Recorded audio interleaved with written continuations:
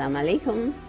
As many of you know, my name is Leila Ali Osman, and today I'm taking a topic that is extremely dear to me, which is child abuse. It is something that almost every home has. A lot of people keep it a secret, and it's something that not just the northern Nigeria, I believe the entire world shies away from it, and it should be spoken of. There are things that cannot be hidden. If you don't talk about them, you don't find solutions for them. To me, to simply put it, I feel abuse, a child abuse, refers to abusing a child physically, mentally, and sexually, or in any form that child is uncomfortable with by an adult or somebody that they keep this child under to take care of. So I'll only discuss two very key ones. Physical abuse, a lot of people already know what it means. Beat the child, punish the child, do those things. These are things that they're very common in our society in Africa.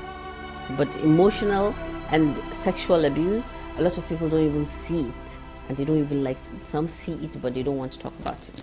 So I'll start with emotional abuse. I did notes so that I don't forget some things. This says emotional abuse happens when people constantly say things and behave in a way that conveys to the child that they are inadequate, unloved, worthless, or only valued as far as the other person's needs are concerned.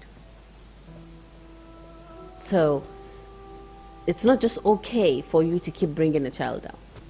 It's just not okay to think just by saying, get out of this place, it means nothing. You don't know why.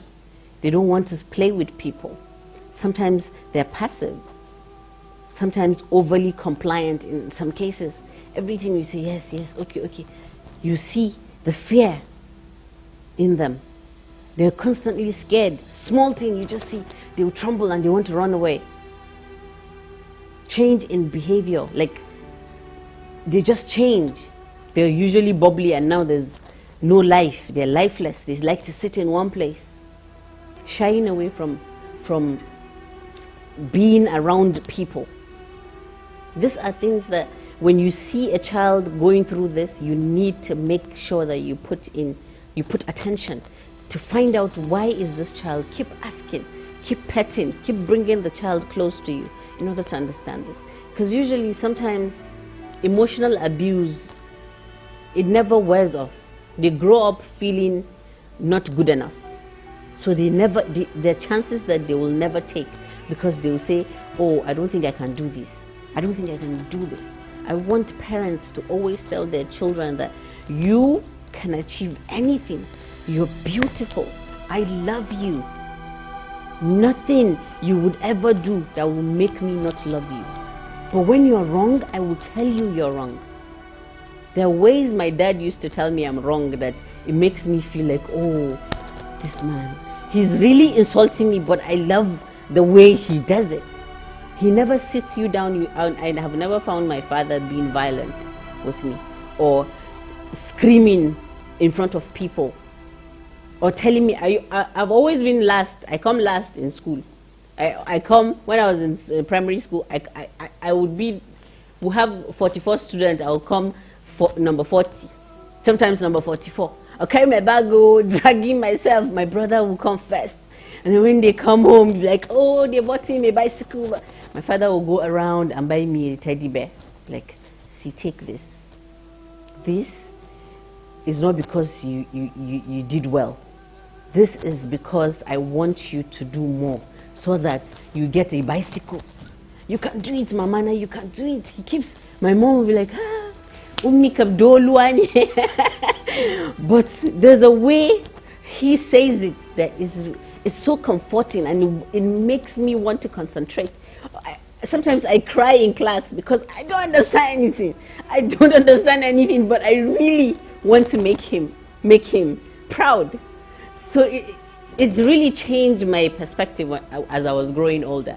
and I started learning. He kept on motivating and telling me that I can actually do anything. And see, it was just lack of concentration. I wasn't interested in what was happening in class.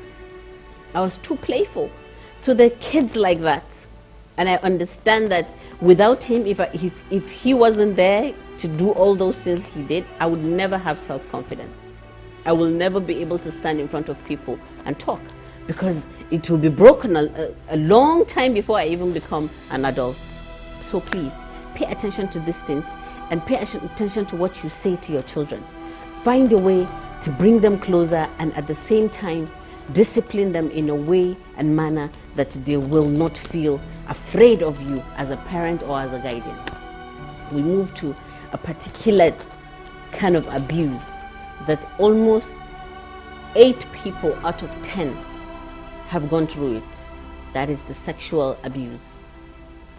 Sexual abuse is beyond what people see and what people tell you. It can't be compared to anything. In the northern Nigeria, a lot of people say, oh, the child will forget. Isaiah Manta, when he grows up, all these things, no, please, nobody should say, don't tell anybody. Sometimes the child that is being abused becomes the victim. He is already the victim of abuse. Then he becomes the victim by people telling that child that, oh, it is your fault. Why would you even go to the back? Why would you even wear this type of dress? It's only a pervert that will look at a 7-year-old or 5-year-old wearing a short skirt and think that this child is exposing their body. This child doesn't even understand anything. Parents need to do better.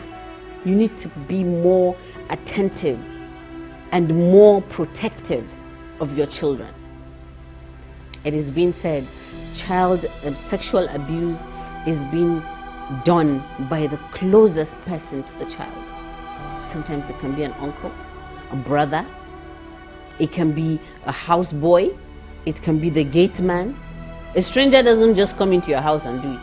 The people around. Sometimes, in some cases, the father. In some cases, the mother, the sister, the house girl.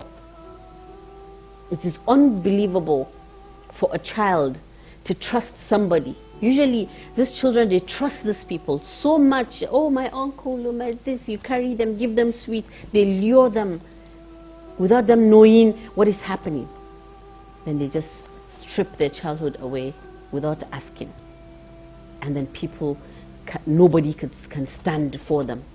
It hurts when things like this happen to a child and the child watches the people around, and then people keep telling the child, don't say it, don't say it, it will tarnish your image, don't tell anybody, people will see you differently, never talk about it.